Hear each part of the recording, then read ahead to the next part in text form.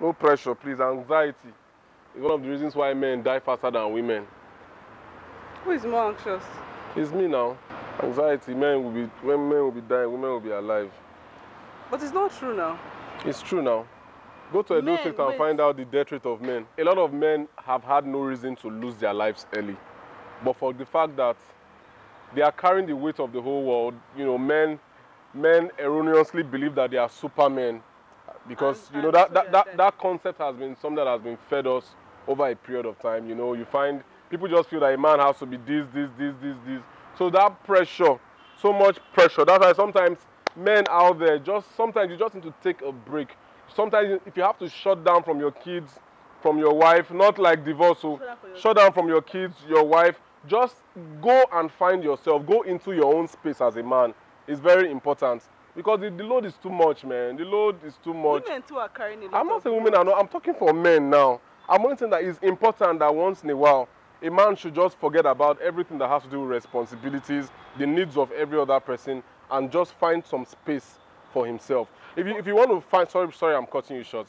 If you want to find out the ratio of some of these things, the men that die you just find out that like in a certain state, I know in Edo State, you know, oh my God, I didn't want to mention the state, but anyways, you find that in some parts of Edo State, if you look at maybe the death rate, you see older women growing without men. What does that tell you? The men are gone. You know, it means that the men drink too much. No, the men smoke too much. It's all those health things that are killing them, not their wives. I'm not saying it's their wives, but it's part of it. It's part of it. No. Anyway, No. You cannot say that is because what I can say is that women too die because of stress, but I think women have a way of absorbing it. So you find out that men, even if they are going through issues, maybe they die faster, but they are more sad old women. They are more sad. Sad old women. Then so the women deal with it by maybe being not too happy, maybe just living in old age, not too fulfilled, while the men will now find a way to escape by dying. The point is, men, please, men, don't die. I beg you.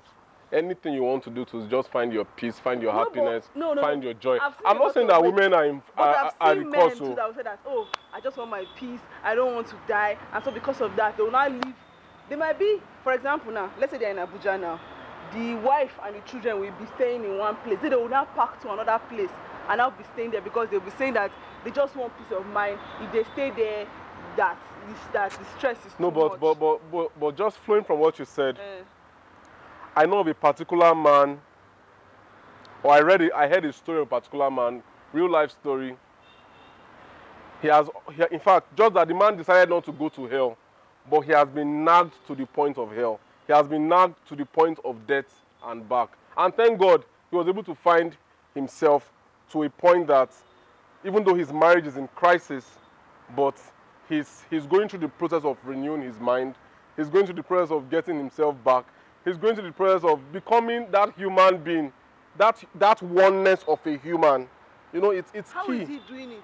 How is he doing it? Yes, how is he getting himself back? No, he has shut down now. He has shut down. What do you mean by shut down? Has he left his wife and children? No, the fact that a man shut down does not wait. Let me even talk about this thing. Nowadays, a lot of women are alone without their children. You see? Without their children, without their husband. Without their husbands.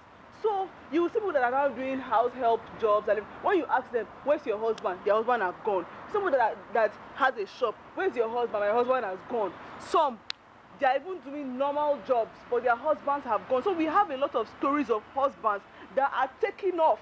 And now he said that they are taking off because they're trying to find themselves. So a woman will be there in the mess, like husband, children, school fees, doing different things, doing small petty business, and she's still there in the marriage. She's finding herself in the midst of chaos. Then it's not the man that now wants to now go out and find himself. He will wait. But it's easy for him to drop sperm what? as if he's playing chess. You know, inside the woman. Drop it as if he's playing chess. His sperm like a game of chess. He's dropping it inside the woman's body. Wait. Then he will not take off. Then the woman is not the one that will not. The woman that is staying back, that he left the children with. That woman, does she not want to find herself? I'm only saying that. Purpose? I'm only saying that the woman everybody wants to fulfill purpose. Yes. But do you fulfill do you miss fulfilling purpose because of your partner? But we have more stories of men leaving their wives and children in pursuit of purpose than women leaving their husbands and children to fulfill purpose. Can you take that again? I didn't get you quite well.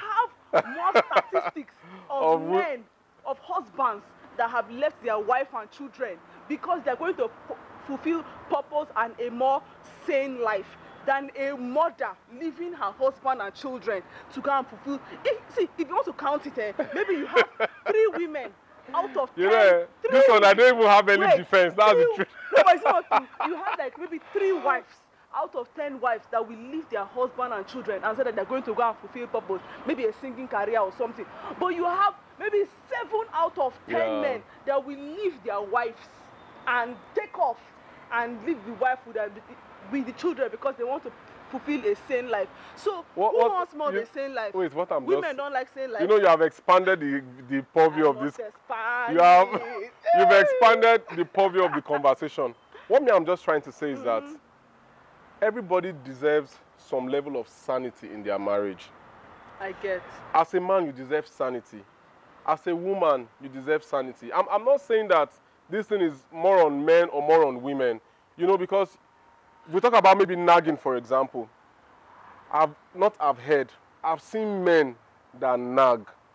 I've seen men that will, in fact, their ability to nag, and you'll be wondering what's really going on. Is it that they cannot just they complain for everything? Nothing that is done is good enough. The wife will cook, they will say no, this food is not good enough. She will bathe the children, they will say no, you are not bathing them well. You know, so I think it's not the food that the man provides that the woman is cooking to give them. Or maybe the man is even slim. Will the children not be slim? And that's why the children are slim. No, but another thing also is that, you know, how do partners protect themselves from their sanity? You know, because sometimes I think of it. I'm not thinking of it because hey, my wife won't show me pepper. No, that's. But I just try to even without it being that okay, maybe I'm having an issue with you now, for example. Sometimes I just feel that I'm so immersed in my wife, my children, everything around me that I forget that personally I exist. So it's that decision to find yourself. Finding yourself as a man is very key because I also think that these days the variables of marriage, is it a man keeping the home, is it a woman keeping the home, are parties coming together to keep the home? Much of all those variables affect much of the things that we're actually talking about. But you as a man, if you have a wife who is up on your case, or you as a woman, if you have a man who is up on your case, how do you get to a place where you are finding yourself? What do you mean by a woman that is up on your case? A woman that is up on your case now can be that she nags a lot. You are talking of nagging as if nagging is not a big deal. That's how you just said it. No. Nagging is a super big deal. And what's even nagging? Please, that's not asking. What's even nagging? This nagging that people talk about, what is nagging? I don't understand what men call nagging. A woman is trying to tell you her mind. You say she's nagging. Okay. How? Listen, when you say your mind, you have to say your mind with wisdom. It's not every time that because you have a lot of words to utter, then you now just feel that everything on your mind has to come out. Much of these things are very systematic. For example, for me, the simplest way I can explain nagging is saying one thing 1,000 times after I have heard you the first time. I don't know. That is not simple enough. How will you know that your husband heard you the first time? Does he not have ears to hear you? How wouldn't you know? Me, if I am talking to my husband and he's not looking at me. Sure, you see now. You people are hearing now. If I'm not looking at you, that means I've not heard you. If I'm talking to my husband, number one, he's not looking at me. And number two, he's not responding. Then to me, he has not heard me. So I have to repeat it. And if you ask him, I will say, please, can you look at me? Maybe if he's looking at his phone or something. I'm like, so to me, he has not yet heard me. So when he looks at me and I talk to him and he responds back to me, I know he has heard it. The matter ends there. No, it doesn't always end there all the time. Oh. That's the truth. Okay. There are sometimes. Give an example. An example is maybe, for example, you feel that maybe our daughter is supposed to go to school in the morning now, for example. You've already gone to take her bath. I've already calculated my own time in that within a certain amount of time, I should be ready, I should be dressed, I should do all of those You things. used to calculate your shoe Wait time. now, Wearing of wait. your shoe. I calculate all every time I used to calculate it. But you just feel that since you have told me maybe go and shower, or you have told me be doing something entirely different from what I'm actually doing at the moment, which is very important. Even when I'm looking at my phone sometimes, it's not even that maybe I'm watching videos or I'm relaxing. It's still sometimes, most times work. My kind of job now is almost like a 24-hour thing. I'm always replying to emails, to different things. So all of those things happen on my mobile phone. So when you are talking to me, for example, and you say one thing the first time, just believe that I've heard you. When you now continue the second time, then how I know that you want to even look for trouble is how you now come to say it. When you now come, you now walk very fast. Then you now stop. Then you will now say it. No, because that time I know that something is on your mind. No, you want to look for trouble, or you are trying to erupt something that does not exist. See, when I know that the girl is supposed to be in school before this time, the way you calculated it, that's how I've calculated it. That okay, if this girl have a bath, she does this, and you're already prepared, waiting for her. But then people meet and you drive, it will be. But how can you now be that time when you would have worn your clothes when I'm bathing her? You will not be on your phone. When I now finish bathing her and dressing her, when two of you are supposed to walk out, that is when you will now be leaving your phone to stand up. Then you not calculate well. To me, so okay, that's to you, I'm bathing her and as I'm cleaning her, you'll be dressing up, you'll be brushing, you'll be lacing your shoes, so that by the time I'm done, you'll be done at the same time. We can but the truth is, a woman, see, the way you are calculating. Don't always expect that everything will happen in your timing. You know, this one of the reasons why couples do not communicate. Like now, you are telling me to do X, Y, and Z. I'm not doing it in your time, but I already have a time within which I intend to do that X, Y, and Z. Everything must not be in your time. And if you look at this thing, if partners have to be sincere with themselves, most of the things that really cause some of all this bickering, you know, people are quarreling, people are having issues in the morning, at night, any time of the day whatsoever, you know, it's because sometimes maybe a man tells a woman that, okay, I need X, Y, Z, and he's waiting. But she's like, okay, I'm going to do X, Y, Z at this time. So that lack of communication now creates a void within which people announce, okay, this person is not listening. Then the other party now comes and says, okay, this thing, I've said this thing before. Maybe another 10 minutes, comes back, I've said this thing before. Then the whole story goes on and on and on and on. And at a point, some people they've just like, man, they've had it. Even sometimes you just realize that people are now using the silent treatment. People are no longer talking. You are talking to me, I'm just doing it's as if you are not even talking, because I'm trying to isolate myself from that stress, the anxiety, the heartache, the headaches, the migraine, all of those things that come about. Yeah. How a couple can now be the major source of a spouse's stress. It happens now, babes. It happens. Like as if it happens, like big time. Spouse that is your stress. Big time, it happens. It happens.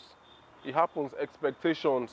And sometimes people just need to mellow this thing down. Sometimes there's a way you can say certain things with fun.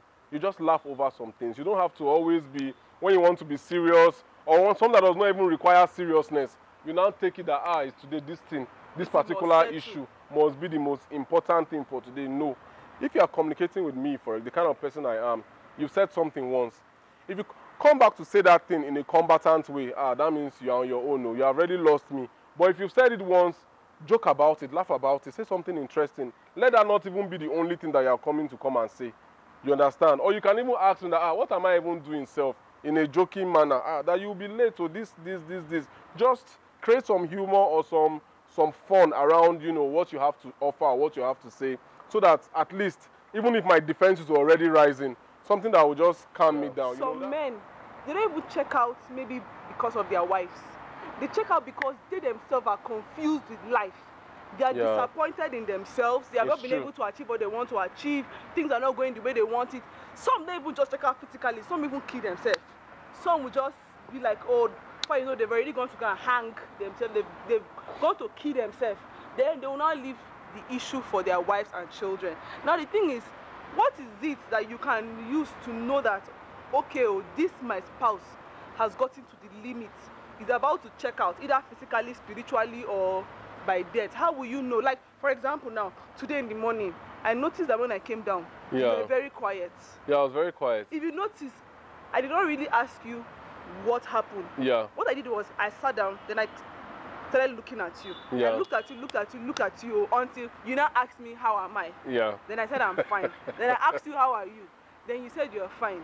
Then after that, after a while, then I hugged you back. But I did not really ask you exactly what the matter is. Yeah. But you tell me, what is it actually that is to make men to get to that point? The thing is, I think one of the greatest drivers pushing men towards the edge is because if you live in a society where the expectations are very high and the entire economic, religious, all the indices are working against you meeting those expectations, that's one thing I can say that really drives a whole lot of men crazy. It's one thing that is affecting romance in relationships, it's affecting sex drive, it's one of the causes of erection dysfunction. You understand? a lot of problems arising from, you know, it's like the society is made to choke you to a point that if you are not careful, you might even move over the edge and all that. So some persons know how to handle some of these things better than a whole lot of other persons. So what should a woman do when the woman is seeing that the husband is getting frustrated, the husband I think the best out of the edge? When the woman is sure that it's not her that's causing it. So if I feel that you are getting off, and I know it's not me, but I know that something is off, what should a woman do? Like me, what I did today was I just hugged my husband. I hugged him. Oh, I stayed there. No, we hugged for quite a while. Then I was hearing him breathe. He was doing. When I felt he was okay, then I left him. But I think showing love is very important.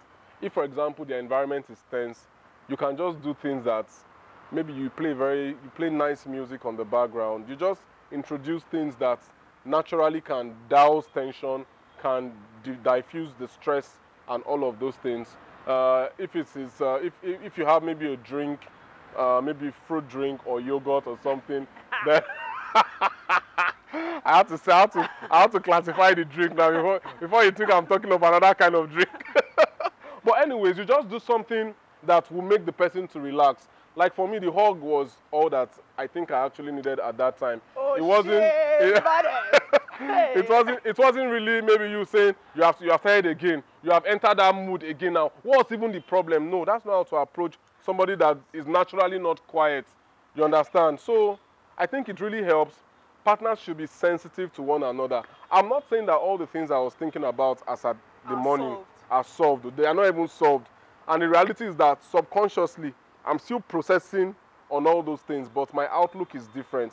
I'm not doing it from an angle of, okay, I've now gone to soak myself in the thoughts and all that, but I'm still thinking of them, but I'm doing it from a better place, you know.